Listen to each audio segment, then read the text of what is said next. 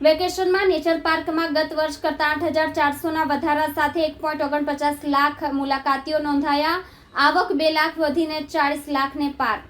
પાલિકા સંચાલિત Sarthana nature park વેકેશનમાં દક્ષિણ ગુજરાતના મુલાકાતીઓ માટે મનપસંદ ડેસ્ટિનેશન બન્યું હતું, જેમાં કુલ 1,49,076 લોકોએ મુલાકાત લીધી હતી. પાલિકાની આવકમાં પણ નોંધપાત્ર વધારો નોંધાયો હતો.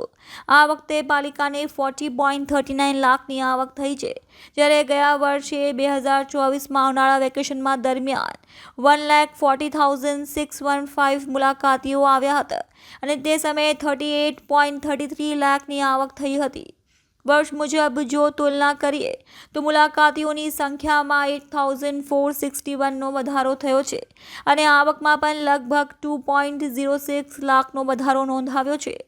સુરત ઉપરાંત નવસારી, વલસાડ, તાપી, ભરૂચ, ડાંગ અને અન્ય નજીકના જિલ્લામાંથી લોકો નેચર પાર્કની મુલાકાતે આવ્યા હતા. પરિવારો અને ખાસ કરીને બાળકો માટે પ્રાણી સંગ્રહાલય ઉનાળાની રજાઓ દરમિયાન મનોરંજક તેમજ શૈક્ષણિક અનુભવ આપતું કેન્દ્ર બની ગયું છે. અહીં શાળાઓ અને કોલેજોના નિયમિત શૈક્ષણિક પ્રવાસ પણ થતા રહે છે. ખાસ કરી વિદ્યાર્થીઓ માટે આ માહોલ શીખવા સમજવા ઉપયોગી બની રહ્યો છે. પાલિકા સમયાંતરે નવા પ્રાણી તેમજ રહેવાસી જગ્યાઓ, આધુનિકીકરણ અને મુલાકાતીઓ માટે વોકવે, માહિતી પેનલ્સ અને આરામદાયક બેસવાની જગ્યા જેવી સુવિધાઓ ઉમેરી રહી છે, જેના કારણે પણ પ્રતિસાદ વધ્યો છે.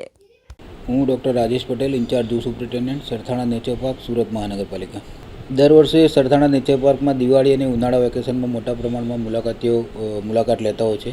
આ વર્ષે આપણે 5/5/2025થી 8/6/2025 સુધીના સમયગાળા વેકેશનના સમયગાળા દરમિયાન સરથાણા નેચર પાર્ક ખાતે કુલ 1,49,000 જેટલા મુલાકાતીઓએ મુલાકાત લીધેલી હતી અને તેઓની પ્રવેશની ટિકિટ આવક પેટે 40 લાખ અને 40,000 રૂપિયા જેટલી આવક થયેલી છે.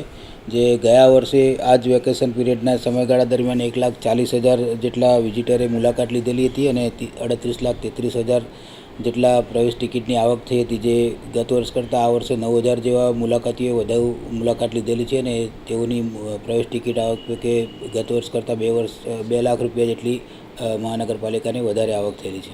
જનરલી જે મુલાકાતીઓ હોય છે એ લોકોને કેનાઇન ફેલાઇનનું સેક્શન વધારે એટ્રેક્શન હોય છે, જેમ કે વાઘ, સિંહ, દીપડા, રીંછ અને હિપ્પો જે વધારે આકર્ષણનું જગ્યા હોય છે ને ત્યાં તે લોકોના કેદ સામે મોટા પ્રમાણમાં મુલાકાતીઓ જોવા મળતા હોય છે.